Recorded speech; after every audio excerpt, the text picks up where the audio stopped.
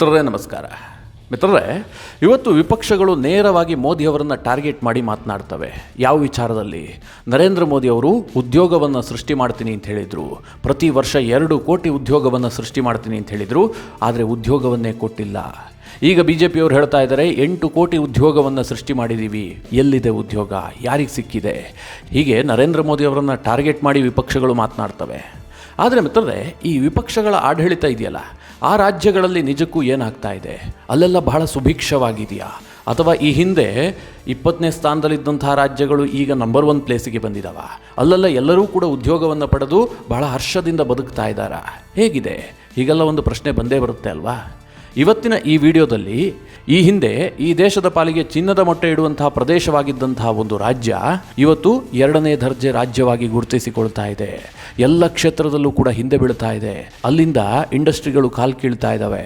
ಆ ರಾಜ್ಯದಲ್ಲಿ ಇರೋದಕ್ಕೆ ಇಷ್ಟಪಡ್ತಾ ಇಲ್ಲ. ನಿರುದ್ಯೋಗ ತಾಂಡವವಾಡ್ತಾ ಇದೆ. ಆ ನಗರಗಳಿಂದ ಜನ ಬೇರೆ ಬೇರೆ ನಗರಗಳಿಗೆ ವಲಸೆ ಹೋಗ್ತಾ ಇದ್ದಾರೆ. ಬಹಳ ಇಂಟ್ರೆಸ್ಟಿಂಗ್ ವಿಚಾರ ಇದೆ. ಇವರು ಮೋದಿಯ ಬಗ್ಗೆ ಮಾತನಾಡ್ತಾರಲ್ಲ, BJP ಸರ್ಕಾರ ಅದು ಮಾಡಿಲ್ಲ ಇದು ಮಾಡಿಲ್ಲ ಅಂತ. ಇವರು ಅಧಿಕಾರ ಇದ್ದಂತಹ ಸಂದರ್ಭದಲ್ಲಿ ಯಾವ ರೀತಿಯಾಗಿ ಮಾಡ್ತಾ ಇದ್ದಾರೆ, ಒಂದು ಇಡೀ ರಾಜ್ಯಕ್ಕೆ ಯಾವ ರೀತಿಯಾದಂತಹ ದುಸ್ಥಿತಿಯನ್ನು ತಂದಿಟ್ಟಿದ್ದಾರೆ ಅನ್ನೋದನ್ನು ಈ ವಿಡಿಯೋದಲ್ಲಿ ನಿಮಗೆ ತಿಳಿಸ್ತೀನಿ. ನೀವು ಈ ವಿಡಿಯೋನ ಕೊನೆವರೆಗೂ ಮಿಸ್ ಮಾಡದೆ ನೋಡಿ. ಮಿತ್ರರೇ, ನಾನು ಮಾತನಾಡ್ತಾ ಇರುವಂಥದ್ದು ಪಶ್ಚಿಮ ಬಂಗಾಳದ ಬಗ್ಗೆ.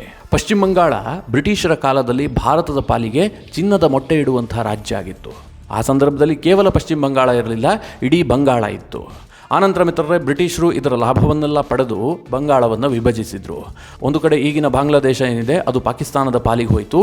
ಭಾರತದ ಬಳಿಯಲ್ಲಿ ಉಳಿದಿದ್ದು ಪಶ್ಚಿಮ ಬಂಗಾಳ ಮಾತ್ರ. ಮಿತ್ರರೇ, ಇದು ಕೇವಲ ಬ್ರಿಟಿಷರ ಕಾಲದಲ್ಲಿ ಮಾತ್ರ ಅಲ್ಲ, ಭಾರತಕ್ಕೆ ಗತಕಾಲದಿಂದಲೂ ಕೂಡ ಖಜಾನೆಯನ್ನು ತುಂಬಿಸ್ತಿದ್ದಂತಹ ಪ್ರದೇಶ ಇದು. ಮೊಘಲರು ಕೂಡ ಇದರ ಲಾಭವನ್ನು ಪಡೆದಿದ್ದಾರೆ.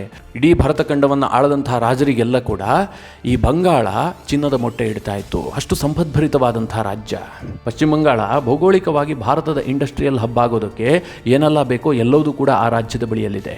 ಬಹುಶಃ ಈ ದೇಶದಲ್ಲಿ ಒಂದೇ ಒಂದು ರಾಜ್ಯಕ್ಕೆ ಒಂದು ಆಪರ್ಚುನಿಟಿ ಸಿಕ್ಕಿದೆ. ಅದೇನು ಕೇಳಿದ್ರೆ, ಒಂದು ರಾಜ್ಯ 3 ದೇಶಗಳ ಜೊತೆಗೆ ಗಡಿ ಹಂಚಿಕೊಂಡಿದೆ. ಒಂದು ಕಡೆ ನೇಪಾಳದ ಜೊತೆಗೂ ಕೂಡ ಪಶ್ಚಿಮ ಬಂಗಾಳ ಗಡಿ ಹಂಚಿಕೊಂಡಿದೆ. ಇನ್ನೊಂದು ಕಡೆಯಲ್ಲಿ ಭೂತಾನ, ಮತ್ತೊಂದು ಕಡೆಯಲ್ಲಿ ಬಾಂಗ್ಲಾದೇಶ. 3 ದೇಶಗಳ ಜೊತೆಗೆ ಗಡಿ ಹಂಚಿಕೊಂಡಿದೆ. ಸಾಲದ್ದಕ್ಕೆ ಕರಾವಳಿ ತೀರ ಪ್ರದೇಶವೂ ಕೂಡ ಇದೆ. ಬಂದರು ನಿರ್ಮಾಣಕ್ಕೆ, ವ್ಯಾಪಾರ ವ್ಯವಹಾರಕ್ಕೆ ಬೇಕಾದಂತಹ ಅನುಕೂಲಕರ ಪ್ರದೇಶ ಇರುವಂತಹ ರಾಜ್ಯ ಅದು. ಜೊತೆಗೆ ರಾಣಿಗಂಜ್ ಅನ್ನುವಂತಹ ದೇಶದ 2ನೇ ಅತಿ ದೊಡ್ಡ ಕಲ್ಲಿದ್ದಲು ಉತ್ಪಾದನಾ ಕ್ಷೇತ್ರ ಇದೆ. ಲೈಮ್ ಸ್ಟೋನ್ ಇರಬಹುದು, ಕಾಪರ್ ಇರಬಹುದು, ಗ್ರಾನೈಟ್ ಇರಬಹುದು, ಡೋಲಮೈಟ್ ಇರಬಹುದು, ಇದೆಲ್ಲದರ ದೊಡ್ಡ ಉತ್ಪಾದಕ ರಾಜ್ಯ ಅದು. ದೊಡ್ಡದಾದಂತಹ ಹಲ್ದಿಯಾ ಪೋರ್ಟ್ ಇದೆ. ಸುಂದರವನದಂತಹ ಫಲವತ್ತಾದಂತಹ ಭೂಮಿ ಇದೆ. ಇಡೀ ದೇಶದಲ್ಲಿ ಅತ್ಯಂತ ಫಲವತ್ತಾದ ಭೂಮಿ ಯಾವುದು ಕೇಳಿದ್ರೆ ಸುಂದರಬನ ಅಂತ ಹೇಳಬಹುದು. ಯಾಕೆಂದರೆ ಅದು ನದಿ ಮುಖಜ ಭೂಮಿ. ಅಲ್ಲಿ ಸಾಕಷ್ಟು ಪ್ರಮಾಣದಲ್ಲಿ ಫಲವತ್ತಾದಂತಹ ಭೂಮಿ ಇದೆ. ಹೂಗ್ಲಿ, ಅಜಯ್, ದಾಮೋದರದಂತಹ ದೊಡ್ಡ ದೊಡ್ಡ ನದಿಗಳು ಹರಿತವೆ. ವರ್ಷದಲ್ಲಿ ಅದ್ಭುತವಾದಂತಹ ಮಾನ್ಸೂನ್ ಸೀಸನ್ ಹೊಂದಿರುವಂತಹ ಪ್ರದೇಶ ಅದು. ಅಂದರೆ ಅಲ್ಲಿ ನೀರಾವರಿಗೆ ಏನೂ ಸಮಸ್ಯೆ ಇಲ್ಲ. ರೈತರು ಬೆಳೆ ಬೆಳೆಯೋದಕ್ಕೆ ಫಲವತ್ತಾದ ಭೂಮಿ ಇದೆ. ಬೇಕಾದಂತಹ ಮಾನ್ಸೂನ್ ಕೂಡ ಬರುತ್ತೆ. ಹೀಗಾಗಿ ಪಶ್ಚಿಮ ಬಂಗಾಳಕ್ಕೆ ನೈಸರ್ಗಿಕವಾಗಿ ಯಾವ ಕೊರತೆಯೂ ಕೂಡ ಇಲ್ಲ. ಸೆಣಬು, ಟೀ ಬೆಳೆಯೋದರಲ್ಲಿ ಪಶ್ಚಿಮ ಬಂಗಾಳ ಕ್ರಾಂತಿಯನ್ನೇ ಮಾಡಿಬಿಟ್ಟಿದೆ. ಜೊತೆಗೆ ಲಿಟ್ರಸಿ ರೇಟ್ನಲ್ಲೂ ಕೂಡ ಪಶ್ಚಿಮ ಬಂಗಾಳದ ಸ್ಥಾನ ತುಂಬ ಚೆನ್ನಾಗೇ ಇತ್ತು. ಸ್ವತಂತ್ರ ಕಾಲದಲ್ಲೇ ಅವರ ಲಿಟ್ರಸಿ ರೇಟ್ ತುಂಬ ಚೆನ್ನಾಗಿತ್ತು. ಸದ್ಯ ಪಶ್ಚಿಮ ಬಂಗಾಳದ ಲಿಟ್ರಸಿ ರೇಟ್ 77% ಇದೆ. IIT ಕನಕಪುರ ಪಶ್ಚಿಮ ಬಂಗಾಳದಲ್ಲೇ ಇರುವಂಥದ್ದು. ಜಾದವ್ಪುರ ಯೂನಿವರ್ಸಿಟಿ ಕೂಡ ಪಶ್ಚಿಮ ಬಂಗಾಳದಲ್ಲೇ ಇದೆ. ಅಂದರೆ ಎಜುಕೇಷನ್ ಸೆಕ್ಟರ್ನಲ್ಲೂ ಕೂಡ ಪಶ್ಚಿಮ ಬಂಗಾಳ ಹಿಂದಿನಿಂದಲೂ ಸಾಧನೆ ಮಾಡಿದಂತಹ ಪ್ರದೇಶ. ಅಂದರೆ ಒಂದು ನಾಲೆಡ್ಜ್ ಹಬ್ ಆಗಿಯೂ ಕೂಡ ಪಶ್ಚಿಮ ಬಂಗಾಳ ಗುರುತಿಸಿಕೊಂಡಿತ್ತು. ಇದನ್ನೆಲ್ಲ ನಾನು ಯಾಕೆ ವಿವರಿಸ್ತಾ ಇದ್ದೀನಿ ಅಂತಂದರೆ, ಪಶ್ಚಿಮ ಬಂಗಾಳ ಬ್ರಿಟಿಷರ ಕಾಲದಿಂದಲೂ ಕೂಡ ಬಹಳ ಸಂಪದ್ಭರಿತವಾದಂತಹ ಪ್ರದೇಶ. ಹೀಗಾಗಿ ಮಿತ್ರರೇ, ಭಾರತಕ್ಕೆ ಸ್ವತಂತ್ರ ಬಂದಂತಹ ಸಂದರ್ಭದಲ್ಲಿ ಈ ದೇಶದ GDPಗೆ 2ನೇ ಅತಿ ದೊಡ್ಡ ಕೊಡುಗೆ ಕೊಡ್ತಾ ಇದ್ದಿದ್ದು ಪಶ್ಚಿಮ ಬಂಗಾಳ. ಅಷ್ಟು ಪ್ರಮಾಣದಲ್ಲಿ ಪಶ್ಚಿಮ ಬಂಗಾಳದಲ್ಲಿ ಉತ್ಪಾದನೆ ಆಗ್ತಾ ಇತ್ತು. ಆದರೆ ಇತ್ತೀಚಿನ ದಿನಗಳಲ್ಲಿ ಏನಾಗ್ತಾ ಇದೆ, ಪಶ್ಚಿಮ ಬಂಗಾಳ ಬೇರೆದೇ ರೀತಿಯಲ್ಲಿ ಸುದ್ದಿ ಆಗ್ತಾ ಇದೆ. ಇವತ್ತು ಇಂಡಸ್ಟ್ರಿಯಲ್ ಹಬ್ ಆಗಬೇಕಾಗಿದ್ದಂತಹ ಪಶ್ಚಿಮ ಬಂಗಾಳ ಇಂಡಸ್ಟ್ರಿಗಳಿಗೆ ರೆಡ್ ಟೇಪ್ ತೋರಿಸುವಂತಹ ರಾಜ್ಯ ಆಗಿದೆ. ಪಶ್ಚಿಮ ಬಂಗಾಳದಲ್ಲಿ ಯಾರೂ ಕೂಡ ಇಂಡಸ್ಟ್ರಿಯನ್ನು ಓಪನ್ ಮಾಡೋದಕ್ಕೆ ಇಷ್ಟಪಡ್ತಾ ಇಲ್ಲ. ನಾನು ಸುಮ್ಮನೆ ಇದನ್ನು ಹೇಳ್ತಾ ಇಲ್ಲ, ಕೆಲವೊಂದಷ್ಟು ಉದಾಹರಣೆ ಕೊಡ್ತೀನಿ. ಬಾಟಾ ಕಂಪನಿ ಮೊದಲು ಪಶ್ಚಿಮ ಬಂಗಾಳದಲ್ಲೇ ಇತ್ತು. ಅನಂತರ ಪಶ್ಚಿಮ ಬಂಗಾಳದಲ್ಲಿ ಉಂಟಾದ ಅನಾನುಕೂಲದ ಕಾರಣದಿಂದಾಗಿ ಬಾಟಾ ಕಂಪನಿ ಇವತ್ತು ಹರಿಯಾಣ ಮತ್ತು ತಮಿಳುನಾಡಿಗೆ ಶಿಫ್ಟ್ ಆಗಿದೆ. ಕೇವಲ ಬಾಟಾ ಮಾತ್ರ ಅಲ್ಲ, ಫಿಲಿಪ್ಸ್ ಇಂಡಿಯಾ ಇರಬಹುದು, ಇನ್ಫಾರ್ ಇಂಡಿಯಾ ಇರಬಹುದು, ಶವಾಲೇಸ್ ಇರಬಹುದು, ಟಾಟಾ ನ್ಯಾನೋ ಕಂಪನಿ ಇರಬಹುದು, ಎಲ್ಲರೂ ಕೂಡ ಪಶ್ಚಿಮ ಬಂಗಾಳದಿಂದ ಕಾಲು ಕಿತ್ತಿದ್ದಾರೆ. ಅಲ್ಲಿರೋದಕ್ಕೆ ಯಾವ ಕಂಪನಿಯೂ ಕೂಡ ಇಷ್ಟಪಡೋದಿಲ್ಲ. ಒಂದು ಡೇಟಾದ ಪ್ರಕಾರ ಕಳೆದ 20 ವರ್ಷದಲ್ಲಿ ಪಶ್ಚಿಮ ಬಂಗಾಳದಿಂದ 25% ಇಂಡಸ್ಟ್ರಿಗಳು ಒಂದು ಬಾಗಿಲು ಮುಚ್ಚಿದ್ದಾವೆ, ಇಲ್ಲ ಕಾಲು ಕಿತ್ತಿದ್ದಾವೆ, ಅಂದರೆ ಬೇರೆ ರಾಜ್ಯಕ್ಕೆ ಶಿಫ್ಟ್ ಆಗಿದ್ದಾವೆ. ಅಂದರೆ ಆ ಮಟ್ಟಿಗೆ ಪಶ್ಚಿಮ ಬಂಗಾಳದಲ್ಲಿ ಇಂಡಸ್ಟ್ರಿಗಳ ವಿರುದ್ಧವಾದಂತಹ ನೀತಿಯನ್ನು ಅನುಸರಿಸಲಾಗ್ತಾ ಇದೆ. ಯಾಕೆ ಹೀಗಾಗ್ತಾ ಇದೆ? ಮುಖ್ಯವಾಗಿ ಮಿತ್ರರೇ, ಪಶ್ಚಿಮ ಬಂಗಾಳದ ಇವತ್ತಿನ ದುಸ್ಥಿತಿಗೆ ಲೆಫ್ಟ್ ಪಾರ್ಟಿಗಳ ಕೊಡುಗೆ ದೊಡ್ಡದಾಗಿದೆ. ಯಾಕೆ ಅಂತಂದರೆ ಪಶ್ಚಿಮ ಬಂಗಾಳವನ್ನು ಸುದೀರ್ಘ ಕಾಲ ಆಳಿದ್ದು ಲೆಫ್ಟ್ ಪಾರ್ಟಿಗಳು. ಲೆಫ್ಟ್ ಪಾರ್ಟಿಯ ಚಿಂತನೆಗಳೇನು? ಅವರು ಇಂಡಸ್ಟ್ರಿಯನ್ನೆಲ್ಲ ಬೆಳೆಸೋದಿಲ್ಲ. ಏನೇ ಇದ್ರೂ ಕೂಡ ಸರ್ಕಾರಿ ಇಂಡಸ್ಟ್ರಿಗಳನ್ನು ಬೆಳೆಸ್ತಾರೆ. ಸರ್ಕಾರದ ಸ್ವಾಮ್ಯದಲ್ಲೇ ಎಲ್ಲವೂ ಕೂಡ ಇರಬೇಕು. ಖಾಸಗಿಯವರ ಒಡೆತನದಲ್ಲಿ ಏನನ್ನು ಬೆಳೆಸೋದಿಲ್ಲ. ಹೀಗಾಗಿ ಈ ಲೆಫ್ಟ್ ಪಾರ್ಟಿಗಳು ಆಳ್ತಿದ್ದಂತಹ ಸಂದರ್ಭದಲ್ಲಿ ಇಂಡಸ್ಟ್ರಿಗಳಿಗೆ ರೆಡ್ ಟೇಪಿಸಮನ್ನು ಅಳವಡಿಸಲಾಗಿತ್ತು. ಆನಂತರ ಅವ್ರಿಗೆ ಬುದ್ಧಿ ಬಂತು. ಯಾಕೆಂದರೆ ಪಶ್ಚಿಮ ಬಂಗಾಳ ಎಲ್ಲ ಕ್ಷೇತ್ರದಲ್ಲೂ ಹಿಂದುಳಿತಾ ಬಂತು. ದೇಶದ GDPಗೆ ಕೊಡುಗೆ ನಿಧಾನವಾಗಿ ಕುಸಿತಾ ಬಂತು. ಇಂಡಸ್ಟ್ರಿಗಳನ್ನು ಓಪನ್ ಮಾಡೋದಕ್ಕೆ ಶುರು ಮಾಡಿದ್ರು. ಆದರೆ ಮಿತ್ರರೇ, ಅಲ್ಲಿನ ಜನ ಅದನ್ನು ಒಪ್ಕೊಳ್ಳುವಂಥ ಸ್ಥಿತಿಯಲ್ಲಿರಲಿಲ್ಲ. ಯಾಕೆಂದರೆ ಅಲ್ಲಿನ ಜನರಿಗೆ ನಾಲೆಡ್ಜೇ ಕಮ್ಮಿ ಆಗಿಬಿಟ್ಟಿತ್ತು. ಖಾಸಗಿ ಕ್ಷೇತ್ರವನ್ನು ಇಂಪ್ರೂವ್ ಮಾಡೋದು ಅಂತಂದರೆ ಅದಕ್ಕೆ ಅವರು ಒಪ್ಪಲಿಲ್ಲ. ವಿರೋಧ ಪಕ್ಷಗಳು ಅದರ ವಿರುದ್ಧವಾಗಿ ರಾಜಕಾರಣ ಮಾಡಿದ್ವು. ಲೆಫ್ಟ್ ಪಾರ್ಟಿಗಳ ವಿರುದ್ಧವಾಗಿ ರಾಜಕಾರಣ ಶುರುವಾಯಿತು. ನಿಮಗೆಲ್ಲ ನೆನಪಿರಲಿ, ಟಾಟಾ ನ್ಯಾನೋ ಘಟಕವನ್ನು ಪಶ್ಚಿಮ ಬಂಗಾಳದಲ್ಲಿ ಬುದ್ಧದೇವ್ ಭಟ್ಟಾಚಾರ್ಯ ಆರಂಭಿಸೋದಕ್ಕೆ ಅನುಮತಿ ಕೊಡ್ತಾರೆ. ಅವ್ರಿಗೆ ಬೇಕಾದಂತಹ ಭೂಮಿಯನ್ನು ಕೊಡ್ತಾರೆ. ಟಾಟಾ ಕಂಪನಿಯಲ್ಲಿ ಹೋಗಿ ನ್ಯಾನೋ ಘಟಕವನ್ನು ಸ್ಥಾಪಿಸ್ತಾ ಇರುತ್ತೆ. ಆಗ ಮಮತಾ ಬ್ಯಾನರ್ಜಿಯವರು ಅದರ ವಿರುದ್ಧವಾಗಿ ಹೋರಾಟ ಮಾಡಿ ಸೇವ್ ಫಾರ್ಮ್ ಲ್ಯಾಂಡ್ ಅಂತ ಹೇಳಿ ಆ ಟಾಟಾ ಕಂಪನಿಯನ್ನೇ ಓಡಿಸ್ಬಿಡ್ತಾರೆ. ಅಂದರೆ ಈ ಮಟ್ಟಿಗೆ ಲೆಫ್ಟ್ ಪಾರ್ಟಿ ಬದಲಾಗೋದಕ್ಕೆ ಹೊರಟರೂ ಕೂಡ ಅಲ್ಲಿನ ರಾಜಕಾರಣಿಗಳು ಬದಲಾಗೋದಕ್ಕೆ ಬಿಟ್ಟಿಲ್ಲ. ಇದೇ ಮಮತಾ ಬ್ಯಾನರ್ಜಿ ಅವರು ಅದಕ್ಕೆಲ್ಲ ವಿರೋಧ ಮಾಡಿದ್ರು. ಇದರ ಪರಿಣಾಮ ಏನಾಯಿತು? ಇಂಡಸ್ಟ್ರಿಗಳು ಬಾಗಿಲು ಮುಚ್ಚೋದಕ್ಕೆ ಶುರು ಮಾಡಿದ್ವು. ಪಶ್ಚಿಮ ಬಂಗಾಳದಿಂದ ಬಹುತೇಕ ಇಂಡಸ್ಟ್ರಿಗಳು ಖಾಲಿ ಮಾಡಿದ್ವು. Logistic is across the different state 2023 report ಪ್ರಕಾರ ಗುಜರಾತ್, ತಮಿಳುನಾಡು, ಆಂಧ್ರ ಇವರೆಲ್ಲರೂ ಕೂಡ ಲಾಜಿಸ್ಟಿಕ್ ವಿಚಾರದಲ್ಲಿ ಅಚೀವರ್ ಸ್ಟೇಟ್ ಆಗಿ ಗುರುತಿಸಿಕೊಂಡಿದ್ದಾರೆ. ಅಂದರೆ ಲಾಜಿಸ್ಟಿಕ್ಸ್ನಲ್ಲಿ ಇವರು ದೊಡ್ಡ ಸಾಧನೆ ಮಾಡದಂತಹ ರಾಜ್ಯಗಳು. ಅದೇ ರೀತಿಯಾಗಿ ಬಿಹಾರ, ಜಾರ್ಖಂಡ್ ಜೊತೆಗೆ ಪಶ್ಚಿಮ ಬಂಗಾಳ ಇವರು ಲೂಸರ್ ಸ್ಟೇಟ್ ಆಗಿ ಕಾಣಿಸ್ಕೊಂಡಿದ್ದಾರೆ. ಪೋರ್ಟ್ ಸಿಟಿಗಳಿದ್ರೂ ಕೂಡ ಪಶ್ಚಿಮ ಬಂಗಾಳ ಲಾಜಿಸ್ಟಿಕ್ ವಿಚಾರದಲ್ಲೇ ಹಿಂದೆ ಬೀಳ್ತಾ ಇದೆ ಅಂತಂದರೆ ಏನೋ ತೊಂದರೆ ಇದೆ ಅಂತ ಅರ್ಥ ತಾನೇ. ಇದಿಷ್ಟೇ ಅಲ್ಲ, ಕಳೆದ 10 ವರ್ಷದಲ್ಲಿ ಇಡೀ ದೇಶದಲ್ಲಿ ಹೂಡಿಕೆಯಾದಂತಹ FDIಯನ್ನು ನೋಡಿದ್ರೆ ಪಶ್ಚಿಮ ಬಂಗಾಳ ಆಕರ್ಷಣೆ ಮಾಡಿರುವಂತಹ FDIನ ಪ್ರಮಾಣ ಕೇವಲ 1.5% ಮಾತ್ರ. ಅಂದರೆ ಕಳೆದ 10 ವರ್ಷದಲ್ಲಿ ಈ ದೇಶದಲ್ಲಿ 100 ಕೋಟಿ ಫಾರಿನ್ ಡೈರೆಕ್ಟ್ ಇನ್ವೆಸ್ಟ್ಮೆಂಟ್ ಬಂದಿದೆ ಅಂತ ಅಂದುಕೊಂಡ್ರೆ ಅದರಲ್ಲಿ ಕೇವಲ 1.5 ಕೋಟಿ ಮಾತ್ರ ಪಶ್ಚಿಮ ಬಂಗಾಳದಲ್ಲಿ ಹೂಡಿಕೆಯಾಗಿದೆ. ಮಹಾರಾಷ್ಟ್ರದಂತಹ ರಾಜ್ಯ ಕಳೆದ 10 ವರ್ಷದಲ್ಲಿ 30% ಬಾಚಿಕೊಂಡಿದೆ. ಅಂದರೆ ನಾನು ಯಾಕೆ ಇದನ್ನು ಹೋಲಿಕೆ ಮಾಡ್ತಾ ಇದ್ದೀನಿ ಅಂತಂದರೆ, ಈ ಹಿಂದೆ ಮುಂಬೈ ಮತ್ತು ಕೋಲ್ಕತ್ತಾ ಪೈಪೋಟಿ ನಡೆಸ್ತಾ ಇದ್ವು. ಆ ಮಟ್ಟಿಗೆ ಕೋಲ್ಕತ್ತಾ ಅಭಿವೃದ್ಧಿ ಆಗಿತ್ತು. ಆದರೆ ಇವತ್ತೇನಾಗಿದೆ? ಕೋಲ್ಕತ್ತಾ ಹಿಂದೆ ಬೀಳ್ತಾ ಇದೆ.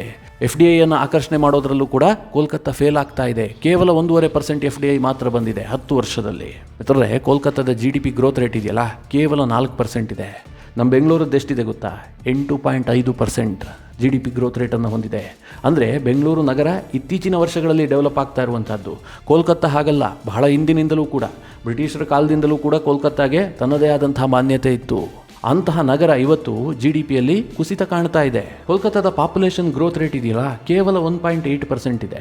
ಅಂದರೆ ಈ ನಗರಕ್ಕೆ ಬೇರೆ ಕಡೆಯಿಂದ ಯಾರು ಕೂಡ ವಲಸೆ ಬರ್ತಾ ಇಲ್ಲ. ಯಾಕೆ? ಅಲ್ಲಿಗೆ ಇಂಡಸ್ಟ್ರಿಗಳೇ ಬರ್ತಾ ಇಲ್ಲ ಅಂತಂದ ಮೇಲೆ ವಲಸೆ ಯಾಕೆ ಬರ್ತಾರೆ? ಈ ನಗರದ ಬದಲಾಗಿ ವೆಸ್ಟ್ ಬೆಂಗಾಲ್ನ ಜನತೆ ಇಂಜಿನಿಯರಿಂಗ್ ಮಾಡ್ತಾರೆ, ಡಾಕ್ಟರ್ ಮಾಡ್ತಾರೆ, ಇನ್ನೇನು ಓದ್ತಾರೆ. ಅವರೆಲ್ಲರೂ ಕೂಡ ಬೆಂಗಳೂರು ಇರಬಹುದು, ಚೆನ್ನೈ ಇರಬಹುದು ಅಥವಾ ಹೈದರಾಬಾದ್ ಇರಬಹುದು, ಇಂಥ ನಗರಗಳಿಗೆ ವಲಸೆ ಹೋಗ್ತಾ ಇದ್ದಾರೆ ಉದ್ಯೋಗಕ್ಕಾಗಿ. ಪಶ್ಚಿಮ ಬಂಗಾಳದಲ್ಲಿ ಉದ್ಯೋಗ ಸೃಷ್ಟಿ ಆಗ್ತಾ ಇಲ್ಲ. 2019 ಕೋಲ್ಕತ್ತಾ ಮುನ್ಸಿಪಲ್ ಕಾರ್ಪೊರೇಷನ್ನ ರಿಪೋರ್ಟ್ ಪ್ರಕಾರ ನಗರದ 50% ಬಿಲ್ಡಿಂಗ್ಗಳು 50 ವರ್ಷಕ್ಕಿಂತ ಹಳೆಯದಾದಂಥವು. ಅಂದರೆ ನಗರದಲ್ಲಿ ಹೊಸ ಹೊಸ ಕಟ್ಟಡಗಳು ಬರ್ತಾ ಇಲ್ಲ, ರಿಯಲ್ ಎಸ್ಟೇಟ್ ಅಭಿವೃದ್ಧಿ ಆಗ್ತಾ ಇಲ್ಲ. ಆ ಪೈಕಿ ಬಹುತೇಕ ಕಟ್ಟಡಗಳು ವಾಸಕ್ಕೆ ಯೋಗ್ಯವಾದಂತಹ ಕಟ್ಟಡಗಳಲ್ಲ. ಅವು ಅಪಾಯದ ಅಂಚಿನಲ್ಲಿದ್ದಾವೆ, ಯಾವಾಗ ಬೇಕಾದರೂ ಕೊಲ್ಯಾಪ್ಸ್ ಆಗಬಹುದು. ಇಂತಹ ಸ್ಟ್ರಕ್ಚರನ್ನು ಕೋಲ್ಕತ್ತಾ ನಗರ ಹೊಂದಿದೆ. ಮಿತ್ರರೇ, ಯಾಕೆ ಹೀಗಾಗಿದೆ? ವೆಸ್ಟ್ ಬೆಂಗಾಲ್ಗೆ ಈ ಪರಿಸ್ಥಿತಿ ಯಾಕೆ ಬಂತು? ಇದಕ್ಕೆ ಅನೇಕ ಕಾರಣ ಇದೆ. ಮೊದಲನೆಯದಾಗಿ ರಾಜಕೀಯ ಕಾರಣ. ಇವತ್ತು ಒಂದು ಅಧ್ಯಯನದ ಪ್ರಕಾರ ಪಶ್ಚಿಮ ಬಂಗಾಳದಲ್ಲಿ ಯುವಕರಿಗೆ ಉದ್ಯೋಗ ಮಾಡೋದಕ್ಕಿಂತ ಹೆಚ್ಚಾಗಿ ರಾಜಕೀಯದಲ್ಲಿ ಆಸಕ್ತಿ ಇದೆ. ರಾಜಕೀಯ ಸಭೆ ಸಮಾರಂಭಗಳಿರಬಹುದು, ಪ್ರೊಟೆಸ್ಟ್ಗಳಿರಬಹುದು, ರಾಜಕೀಯ ಕಾರ್ಯಕ್ರಮಗಳಿರಬಹುದು, ಇದರಲ್ಲಿ ಯುವಕರು ಹೆಚ್ಚಾಗಿ ತೊಡಗಿಸಿಕೊಳ್ತಾರೆ. ಒಂದಲ್ಲ ಒಂದು ರಾಜಕೀಯ ಪಕ್ಷದಲ್ಲಿ ಯುವಕರು ಗುರುತಿಸಿಕೊಂಡಿರ್ತಾರೆ. ಅಂದರೆ ಅವರಿಗೆ ರಾಜಕಾರಣದಲ್ಲೇ ಹೆಚ್ಚು ಖುಷಿ ಸಿಗ್ತಾ ಇದೆ. ಉದ್ಯೋಗ ಮಾಡಬೇಕು, ಹಣ ಗಳಿಸಬೇಕು, ತುಂಬ ಚೆನ್ನಾಗಿ ಬದುಕಬೇಕು ಅನ್ನುವಂಥ ಆಸಕ್ತಿ ಯುವಕರಲ್ಲಿ ಕಡಿಮೆ ಇದೆ. ಅವರಿಗೆ ರಾಜಕೀಯ ಆಸಕ್ತಿ ಜಾಸ್ತಿ ಇದೆ. ಅಂದರೆ ಇಡೀ ರಾಜ್ಯದಲ್ಲಿ ಅಂತಹ ರಾಜಕೀಯ ಪರಿಸ್ಥಿತಿಯನ್ನು ತಂದಿಡಲಾಗಿದೆ. ದ್ವೇಷ ರಾಜಕಾರಣ ಜಾಸ್ತಿ ಆಗ್ತಾ ಇದೆ. ನಿಮ್ಗೆ ಅನಿಸ್ಬಹುದು, ಮಮತಾ ಬ್ಯಾನರ್ಜಿಯವರು ಏನೂ ಮಾಡಿಲ್ವಾ, ಪದೇ ಪದೇ ಅವರನ್ನು ಯಾಕೆ ಗೆಲ್ಲಿಸ್ತಾರೆ ಅಂತ. ಪಶ್ಚಿಮ ಬಂಗಾಳದ ರಾಜಕೀಯ ಸ್ಥಿತಿಯೇ ಹಾಗೆ. ಪಶ್ಚಿಮ ಬಂಗಾಳದಲ್ಲಿ ಲೆಫ್ಟ್ ಪಾರ್ಟಿಗಳು ಏನೂ ಮಾಡಿರಲಿಲ್ಲ. ಪಶ್ಚಿಮ ಬಂಗಾಳವನ್ನೇನು ಅಭಿವೃದ್ಧಿ ಮಾಡುವಂಥ ಕೆಲಸ ಮಾಡಿರಲಿಲ್ಲ. ಆದರೆ ಲೆಫ್ಟ್ ಪಾರ್ಟಿಗಳು ಪಶ್ಚಿಮ ಬಂಗಾಳವನ್ನು ಬಹಳ ಸುದೀರ್ಘ ಕಾಲ ಆಳಿದ್ವು. 3-4 ದಶಕಗಳ ಕಾಲ ಪಶ್ಚಿಮ ಬಂಗಾಳವನ್ನು ತನ್ನ ಕಂಟ್ರೋಲ್ನಲ್ಲಿ ಇಟ್ಕೊಂಡಿದ್ವು. ಈಗ ಮಿತ್ರರೇ 2011ರಿಂದ ನಿರಂತರವಾಗಿ ಮಮತಾ ಬ್ಯಾನರ್ಜಿ ಗೆಲ್ತಾ ಇದ್ದಾರೆ. ಕಳೆದ 13 ವರ್ಷದಿಂದ ಮಮತಾ ಬ್ಯಾನರ್ಜಿಯವರೇ ಪಶ್ಚಿಮ ಬಂಗಾಳದ ಮುಖ್ಯಮಂತ್ರಿ. ಪಶ್ಚಿಮ ಬಂಗಾಳಕ್ಕೆ ಬಹಳ ಏನೋ ಅಭಿವೃದ್ಧಿ ಮಾಡಿದ್ದಾರೆ, ದೊಡ್ಡ ದೊಡ್ಡ ಇಂಡಸ್ಟ್ರಿ ತಂದಿದ್ದಾರೆ, ಏನೂ ಕೂಡ ಇಲ್ಲ. ಅವರು ಇಂಡಸ್ಟ್ರಿಗಳ ವಿರುದ್ಧವಾಗೇ ಇದ್ದಾರೆ. ಅದರ ಉದಾಹರಣೆ ನಿಮಗೆ ಸಿಕ್ಕಿದೆ. ಫಾರಿನ್ ಡೈರೆಕ್ಟ್ ಇನ್ವೆಸ್ಟ್ಮೆಂಟ್ ಬರೋದರಲ್ಲಿ ಪಶ್ಚಿಮ ಬಂಗಾಳ ಹಿಂದೆ ಬಿದ್ದಿದೆ, ಉದ್ಯೋಗ ಸೃಷ್ಟಿ ಆಗ್ತಾ ಇಲ್ಲ.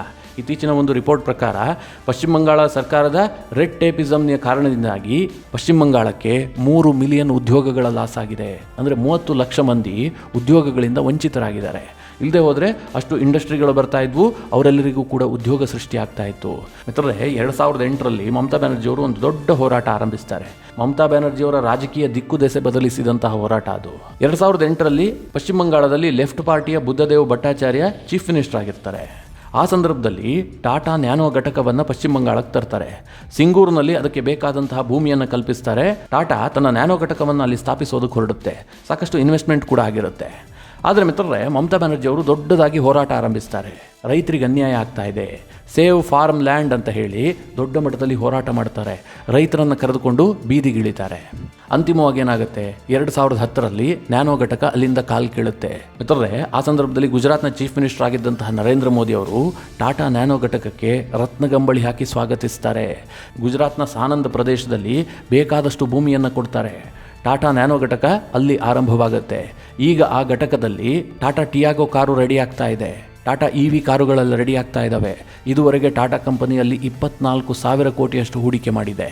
ಜೊತೆಗೆ ಆ ಸಾನಂದ್ ಪ್ರದೇಶದಲ್ಲಿ 400ಕ್ಕೂ ಹೆಚ್ಚು ಕಂಪನಿಗಳು ಬಂದಿದ್ದಾವೆ. ಅಂದರೆ ಟಾಟಾ ಕಾರು ಘಟಕಕ್ಕೆ ಬೇಕಾದಂಥ ಉಪ ಉತ್ಪಾದನೆಗಳನ್ನು ತಯಾರು ಮಾಡುವಂಥ ಘಟಕಗಳು, ಬೇರೆ ಬೇರೆ ಬಿಡಿ ಭಾಗಗಳನ್ನು ತಯಾರಿಸುವಂಥ ಕಂಪನಿಗಳು, ಹೀಗೆ 400ಕ್ಕೂ ಹೆಚ್ಚು ಕಂಪನಿಗಳು ಬಂದಿದ್ದಾವೆ. ಇಡೀ ಸಾನಂದ್ ಇದೆಯಲ್ಲ, ಅದು ಸಾಕಷ್ಟು ಡೆವಲಪ್ ಆಗಿದೆ. ಅಲ್ಲಿನ ಜನರಿಗೆ ಉದ್ಯೋಗ ಸಿಕ್ಕಿದೆ. ಬೇರೆ ಎಲ್ಲೋ ಉದ್ಯೋಗ ಅರಸಿ ಹೋಗಬೇಕಾದಂಥ ಪರಿಸ್ಥಿತಿ ಇಲ್ಲ. ಅಲ್ಲಿನ ಜನರಿಗೆ ಉದ್ಯೋಗ ಸೃಷ್ಟಿಯಾಗಿದೆ. ಜೊತೆಗೆ ಹೊರಗಿನಿಂದಲೂ ಕೂಡ ಬಂದು ಅಲ್ಲಿ ಉದ್ಯೋಗ ಮಾಡುವಂತಾಗಿದೆ. ಇಡೀ ಏರಿಯಾ ಡೆವಲಪ್ ಆಗಿದೆ. ಇಲ್ಲಿ ಲೂಸರ್ ಯಾರು? ಸಿಂಗೂರ್ನ ಜನತೆ. ಅದಕ್ಕೆ ಕಾರಣ ಯಾರು? ಮಮತಾ ಬ್ಯಾನರ್ಜಿ. ಅವತ್ತು ರೈತರನ್ನು ಎತ್ತು ಕಟ್ಕೊಂಡು ಇವರ ರಾಜಕೀಯ ಬೆಳೆಯನ್ನು ಬೇಯಿಸ್ಕೊಂಡಿಲ್ಲ ಅಂತಾಗಿದ್ರೆ ನ್ಯಾನೋ ಕಾರು ಘಟಕ ಸಿಂಗೂರ್ನಲ್ಲೇ ಇರ್ತಾ ಇತ್ತು. ಸಿಂಗೂರೇ ಇವತ್ತು ಡೆವಲಪ್ ಆಗ್ತಾ ಇತ್ತು, ಅಲ್ಲಿನ ಜನರಿಗೆ ಉದ್ಯೋಗ ಸೃಷ್ಟಿ ಆಗ್ತಾ ಇತ್ತು. ಆದರೆ ಮಮತಾ ಬ್ಯಾನರ್ಜಿ ಏನು ಮಾಡಿದ್ರು? ರೈತರ ಭೂಮಿಯನ್ನು ಉಳಿಸುವಂಥ ಹೆಸರಿನಲ್ಲಿ ಹೋರಾಟ ಮಾಡಿದ್ರು. ಲಾಭ ಆಗಿದ್ದು ಮಮತಾ ಬ್ಯಾನರ್ಜಿಗೆ, ಲಾಸ್ ಆಗಿದ್ದು ರೈತರಿಗೆ. ಒಂದು ಕಾಲದಲ್ಲಿ ಕೋಲ್ಕತ್ತಾವನ್ನು ಸಿಟಿ ಆಫ್ ಜಾಯ್ ಅಂತ ಕರೆಯಲಾಗ್ತಾ ಇತ್ತು. ಅಂತಹ ಒಂದು ಮಾಡರ್ನ್ ಸಿಟಿ ಆಗಿತ್ತು. ಆದರೆ ಇವತ್ತು ಅದೇ ಕೋಲ್ಕತ್ತಾವನ್ನು ಡೈಯಿಂಗ್ ಸಿಟಿ ಅಂತ ಕರೆಯುವಂತಾಗಿದೆ. ಇಡೀ ದೇಶ ಮಟ್ಟದಲ್ಲೇ ಆ ನಗರದ ಕಿಮ್ಮತ್ತು ಕಡಿಮೆ ಆಗ್ತಾ ಇದೆ. ಇದಕ್ಕೆಲ್ಲ ಕಾರಣ ಏನು? ಮುಖ್ಯವಾಗಿ ರಾಜಕೀಯ ಪರಿಸ್ಥಿತಿ. ಮಿತ್ರರೇ, ಮಮತಾ ಬ್ಯಾನರ್ಜಿಯವರು ಯಾಕೆ ಹೀಗೆ ಮಾಡ್ತಾ ಇದ್ದಾರೆ? ಅಭಿವೃದ್ಧಿ ಮಾಡದೆ ಅವ್ರು ಹೇಗೆ ಗೆದ್ದು ಬರ್ತಾರೆ? ಈ ಪ್ರಶ್ನೆ ಬಂದರೆ, ಮಮತಾ ಬ್ಯಾನರ್ಜಿಯವರು ಮುಖ್ಯವಾಗಿ ವೋಟ್ ಬ್ಯಾಂಕನ್ನು ಹೊಂದಿರೋದು ಯಾರದ್ದು? ಮುಸ್ಲಿಮರದ್ದು. ಪಶ್ಚಿಮ ಬಂಗಾಳದಲ್ಲಿ 10 ಕೋಟಿಯಷ್ಟು ಜನಸಂಖ್ಯೆ ಇದ್ದರೆ ಅದರಲ್ಲಿ ಸರಿಸುಮಾರು 3 ಕೋಟಿ ಜನಸಂಖ್ಯೆ ಇರುವಂತಹದ್ದು ಮುಸ್ಲಿಮರದ್ದೇ. 29ರಿಂದ 30% ಮುಸ್ಲಿಮರಿದ್ದಾರೆ. ಇದು ಮಮತಾ ಬ್ಯಾನರ್ಜಿಯವರ ಸ್ಟ್ರಾಂಗ್ ವೋಟ್ ಬ್ಯಾಂಕ್. ಹಿಂದೂಗಳು ಬಿಜೆಪಿ ಪರವಾಗಿ ವೋಟ್ ಹಾಕಬಹುದು, ಈ ಹಿಂದೆ ಲೆಫ್ಟ್ ಪಾರ್ಟಿಗಳ ಪರವಾಗಿ ವೋಟ್ ಹಾಕ್ತಾ ಇದ್ರು. ಇದು ಯಾವುದು ಕೂಡ ಮಮತಾ ಬ್ಯಾನರ್ಜಿಯವರ ಗೆಲುವನ್ನು ತಡೆಯೋದಕ್ಕೆ ಸಾಧ್ಯ ಆಗ್ತಾ ಇಲ್ಲ. ಸ್ವಲ್ಪ ಹಿಂದುಳಿದ ವರ್ಗಗಳ ಓಟು ಮಮತಾ ಬ್ಯಾನರ್ಜಿಗೆ ಸಿಗುತ್ತೆ, ಜೊತೆಗೆ ಮುಸ್ಲಿಮರ ವೋಟ್ ಸಿಗುತ್ತೆ. ಈ ವೋಟ್ ಬ್ಯಾಂಕ್ನಿಂದಲೇ ಮಮತಾ ಬ್ಯಾನರ್ಜಿ ಗೆದ್ದು ಬರ್ತಾರೆ. ಆನಂತರ ಈ ವರ್ಗವನ್ನು ಓಲೈಸ್ತಾರೆ ಬಿಟ್ಟರೆ ರಾಜ್ಯದ ಅಭಿವೃದ್ಧಿಯನ್ನು ಮಾಡ್ತಾ ಇಲ್ಲ, ರಾಜ್ಯದಲ್ಲಿ ಉದ್ಯೋಗ ಸೃಷ್ಟಿ ಮಾಡ್ತಾ ಇಲ್ಲ. ಆದರೆ ಅವರು ನೇರವಾಗಿ ನರೇಂದ್ರ ಮೋದಿ ಅವರನ್ನು ಬೊಟ್ಟು ಮಾಡ್ತಾರೆ. ನರೇಂದ್ರ ಮೋದಿ ಅವರು ಉದ್ಯೋಗ ಸೃಷ್ಟಿ ಮಾಡ್ತಾ ಇಲ್ಲ, ನರೇಂದ್ರ ಮೋದಿ ಅವರು ಏನೂ ಮಾಡ್ತಾ ಇಲ್ಲ ಅಂತ. ಆದರೆ ಮಿತ್ರರೇ, ಒಂದು ಕಾಲದಲ್ಲಿ ಅತ್ಯದ್ಭುತ ರಾಜ್ಯವಾಗಿದ್ದಂತಹ ಪಶ್ಚಿಮ ಬಂಗಾಳ, ಬಹಳ ಸಂಪದ್ಭರಿತವಾದಂತಹ ರಾಜ್ಯವಾಗಿದ್ದಂತಹ ಪಶ್ಚಿಮ ಬಂಗಾಳ, ಸ್ಟ್ರಾಟಜಿಕಲಿ ತುಂಬ ಇಂಪಾರ್ಟೆಂಟ್ ಪ್ರದೇಶವಾಗಿರುವಂತಹ ಪಶ್ಚಿಮ ಬಂಗಾಳ ಇವತ್ತು ಬಹಳ ಶೋಚನೀಯ ಸ್ಥಿತಿಗೆ ತಲುಪ್ತಾ ಇದೆ. ಇವತ್ತು ಕೇರಳ ಇರಬಹುದು, ಪಂಜಾಬ್ ಇರಬಹುದು, ಈ ಎಲ್ಲ ರಾಜ್ಯಗಳು ಆರ್ಥಿಕವಾಗಿ ಅಧಪತನವನ್ನು ಕಾಣ್ತಾ ಇದ್ದಾವಲ್ಲ, ಅದೇ ಲಿಸ್ಟ್ಗೆ ಪಶ್ಚಿಮ ಬಂಗಾಳವೂ ಕೂಡ ಸೇರ್ತಾ ಇದೆ. ಪಶ್ಚಿಮ ಬಂಗಾಳ ಕೂಡ ಸ್ಲೋ ಆಗಿ ಆರ್ಥಿಕ ಅಧಪತನವನ್ನು ಕಾಣ್ತಾ ಇದೆ. ಇದಕ್ಕೆ ಕಾರಣ ಏನು? ಮಮತಾ ಬ್ಯಾನರ್ಜಿಯವರ ಆಡಳಿತವೂ ಕೂಡ ಇದಕ್ಕೊಂದು ರೀತಿಯಲ್ಲಿ ಕಾರಣ ಆಗಿದೆ. ಮಿತ್ರರೇ, ಇದ್ರ ಬಗ್ಗೆ ನಿಮಗೆ ಏನು ಅನಿಸುತ್ತೆ? ನಿಮ್ಮ ಅನಿಸಿಕೆ ಅಭಿಪ್ರಾಯವನ್ನು ಕಮೆಂಟ್ ಮಾಡುವ ಮೂಲಕ ನಮಗೆ ತಿಳಿಸಿ. ಹಾಗೆ ನಿಮಗೆ ಈ ವಿಡಿಯೋ ಇಷ್ಟವಾದರೆ ಲೈಕ್ ಮಾಡಿ. ಜೊತೆಗೆ ನೀವಿನ್ನೂ ನಿಮ್ಮ ನೆಚ್ಚಿನ ಸಂಸ್ಕಾರ ಸೌರಭ ಯೂಟ್ಯೂಬ್ ಚಾನಲ್ನ ಸಬ್ಸ್ಕ್ರೈಬ್ ಮಾಡಿಲ್ಲ ಅಂತಾದರೆ ಈ ಕೂಡಲೇ ಸಬ್ಸ್ಕ್ರೈಬ್ ಮಾಡಿ. ಮುಂದಿನ ಎಲ್ಲ ಅಪ್ಡೇಟ್ಗಳ ನೋಟಿಫಿಕೇಷನ್ಗಾಗಿ ಬೆಲ್ ಐಕಾನ್ ಒತ್ತಿ.